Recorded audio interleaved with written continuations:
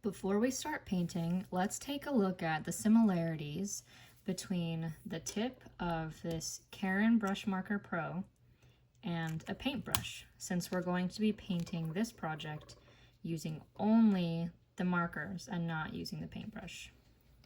Paintbrushes are useful because they are flexible and you can, based on how much pressure you use and how hard you press on the paintbrush, you can get lots of different thicknesses and spread the paint out in different ways.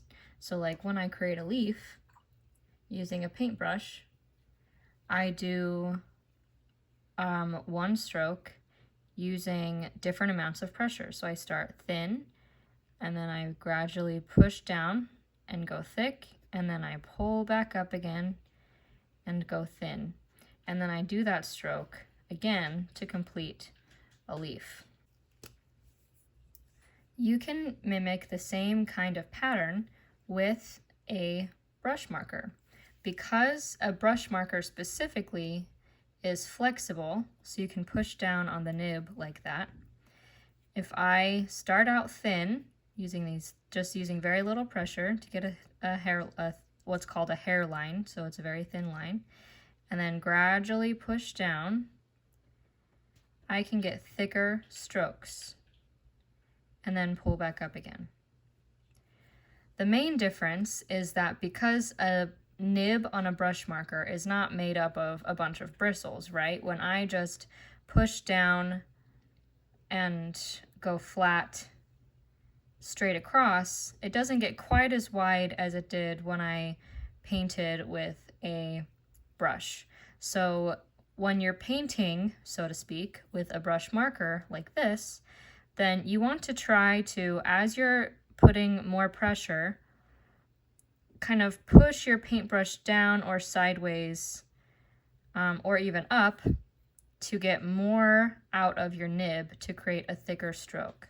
And so instead of just going straight across like this, where I can still get a thicker stroke in the middle, but if I want like a really wide stroke using the whole nib, then I want to make sure to use some kind of angle so that I can get that wide stroke that more closely mimics a paintbrush. The Karin Brushmarker Pro is better than most brush pens because the ink is so wet when it comes out. So let's do a quick demonstration. Here's the Karin Brushmarker Pro, and you can see it kind of stays in a liquid form for at least a few seconds. This is a Tombow dual brush pen, and like most brush pens, it's a little bit wet when it comes out, but mostly, as with a lot of markers, the ink dries pretty much as soon as you start to draw with it. So with the Karin Brushmarker Pro, I can draw, put down some ink, and then even still after a few seconds, paint right on top of that ink, and it blooms outward, very similar to watercolor and the wet on wet technique. But if I try to do that with Tombow, if I let it dry a couple seconds and then go back, it doesn't really have quite the same effect. It's still a little bit blurry, but it's not quite as wet as these Karin markers are. That's not to say that you can't paint in the same way that we're doing with the Karin markers using other brush pens. It just means it's going to be a little trickier and it might not be as smooth as you want it to be. Okay, now that we've practiced a little bit how you can use a Karin Brushmarker Pro in a very similar way as you would use a paintbrush, let's paint a floral wreath. So first, I'm just going to get out a pencil and lightly, very, very lightly, draw a circle just kind of in the middle of my paper. I definitely don't want to see the circle, and that's why I'm drawing it really lightly after everything's painted, and I don't even necessarily need my florals to be in an exact circle, which is why I'm not using a compass or anything. I'm mostly just using these for general guidelines. So I'm going to start with the rose in the corner of my wreath here. So I'm painting just a little nib, and the thing with roses is you're using C strokes.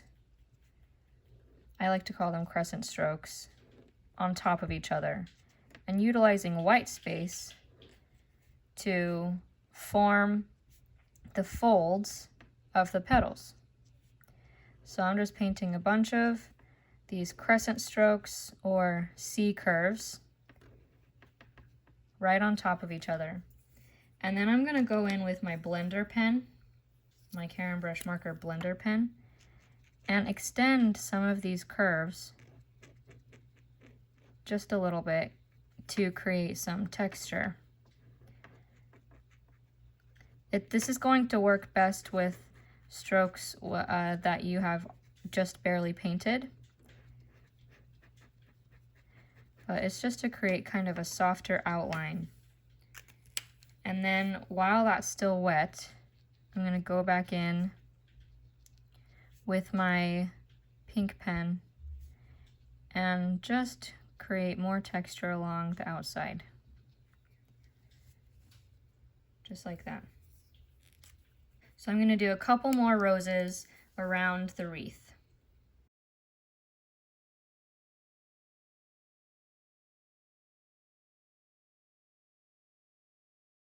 Now I'm going to paint a sunflower. First, I'm going to start with, I'm going to put the sunflower right here. It's going to be kind of big. So I'm going to start with the center of the sunflower. I have a watercolor sunflower tutorial that I posted on YouTube a while ago, if you want to look at that for more reference. But I'm going to start with a lighter brown in the center. And the thing about the centers of sunflowers is that they're bigger than most other flowers. So I'm going to start with a light brown center, and then with the dark brown, go back in, and while it's still wet, just tap and to create these dots, these textured dots around the light brown and around the edges. And I'm going to make sure to do, after I've put down some textured dots, I want to make sure to put them in circles so that you can see these dotted circles within the center of this flower. I zoomed in here so you can see a little bit better, and now I'm going to take my gold brush pen and do these leaf-like petals. So using the same pattern we practiced earlier, and start in the center and go outward. I'm going to draw these all around the center of this flower.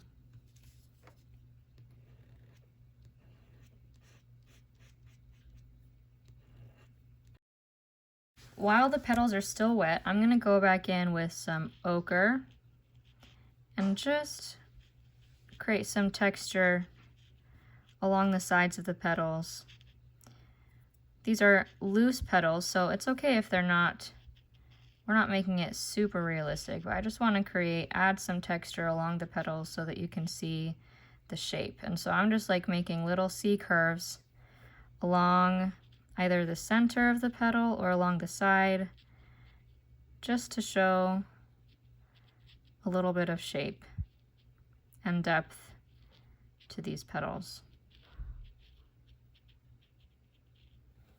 And then, last but not least, I'm going to go back with my sepia and just kind of extend the center here a little bit more.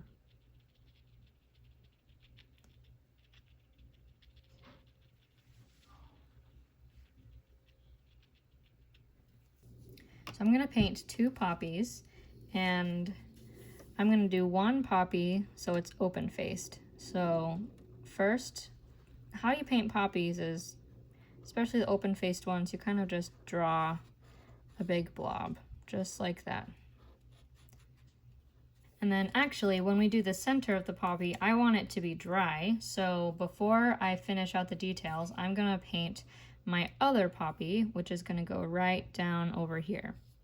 So I'm going to paint, I'm gonna do this poppy, it's gonna be like sideways facing in two different parts. So first, I'm gonna paint like kind of, this I guess would be kind of like a trapezoid kind of shape that's blooming outward. So it, both sides bloom outward like this. So it's kind of open on this side. And then it's more tapered toward the middle, like that. And as we're painting flowers, you always want to have some kind of like imperfect texture to the outsides of these flowers, because petals are not perfect, right? They're really delicate and have very interesting textures to them that definitely are far from perfect. So we're going to paint, that's part one of the poppy, and then we're going to just underneath that part paint a little C curve. I say paint, but we're using this marker, right? Draw a little C curve just underneath it so there's a little opening right here. And this is where the center of the flower is going to be. Like this poppy is on its side, but we're gonna see the little black things coming out right here. So now I'm gonna take black, and for the poppy, the open face poppy, I'm going to draw just a little circle in the center first. And then along the outside, it's still a little wet as you can see, but along the outside, I'm just going to very carefully tap a few dots that make another circle around the first one. And then I'm going to draw a few little lines connecting the two. And I think I'm going to go back a little one after this is dried a little bit better and clean up some of these lines. Okay, so this is now dry a little bit better. And so I'm just going to tap on some dots. As you're tapping, make sure not to tap too hard on the tip of your marker, because even though these Karin markers are better than most for maintaining their tip, you still don't want to necessarily you know, ruin that nice fine tip if you can help it. So now I'm just drawing some lines connecting those dots to the center to have those wild lines coming out of the center like poppies are known for.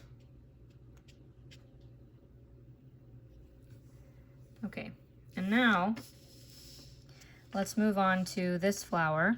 So I'm gonna draw, this is dry also, and so I'm gonna draw some dots along the outside of here, and then have some of these black, little skinny black lines coming out of the flower like that.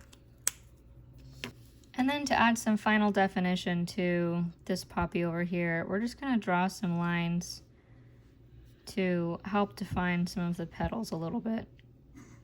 With the same red marker that I used to draw the flower. I'm just drawing some skinny lines coming out,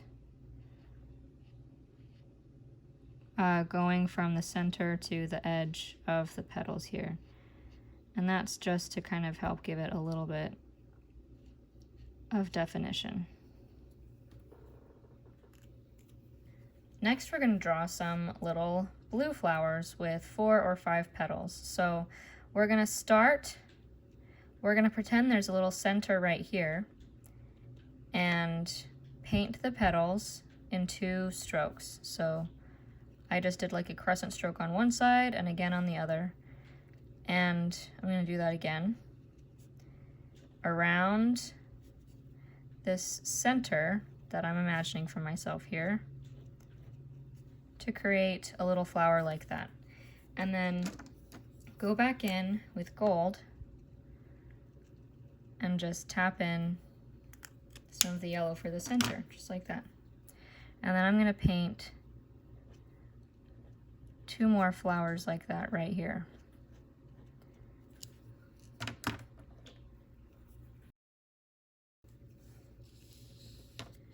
And finally, I'm going to take this violet brush marker and paint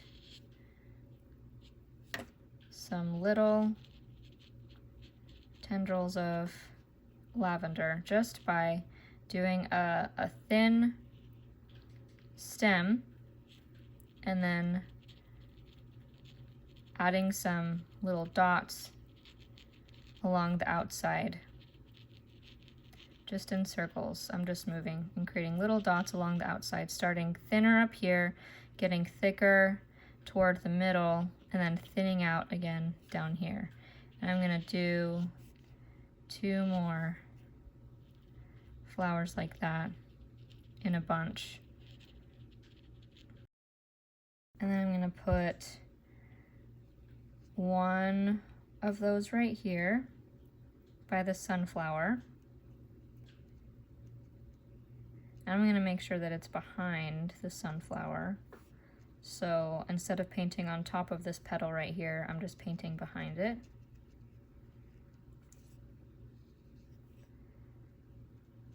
And then maybe 1 more behind these blue flowers. And on top of the rose.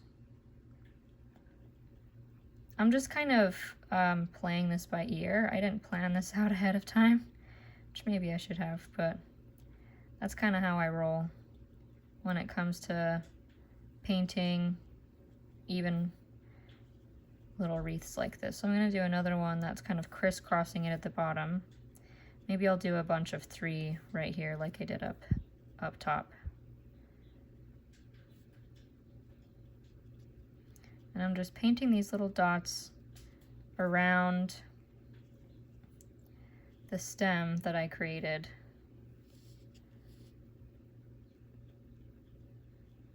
Making sure not to be too hard on the tip of my brush pen, right? So I'm still using it at an angle. But I'm using it enough so that you can see the dots, or at least the white space between the dots, so that you can still see that texture of the flower. That's the trick to doing loose florals, whether you're using watercolor or brush pens, is to leave enough white space so that you can still see the texture of the flower. Okay, and now to finish off this wreath, I'm going to take a green. For this piece, I'm going to use an olive green and paint some leaves around each of the flowers. So when I do leaves, let me do a close-up so I can show you. So when I do leaves, I like to paint the stem using very little pressure first, and then 1 C-curve or crescent stroke on one side, and then another to complete the leaf. And using these brush markers, you might have to go back and give it a little shape after, but that's the basic structure of all of these leaves that I'm gonna do. And you wanna make sure to use a wide variety of shapes. So they don't all have to be like a classic leaf shape. They can be thinner or thicker or off to the side. Key is to use a lot of different variety.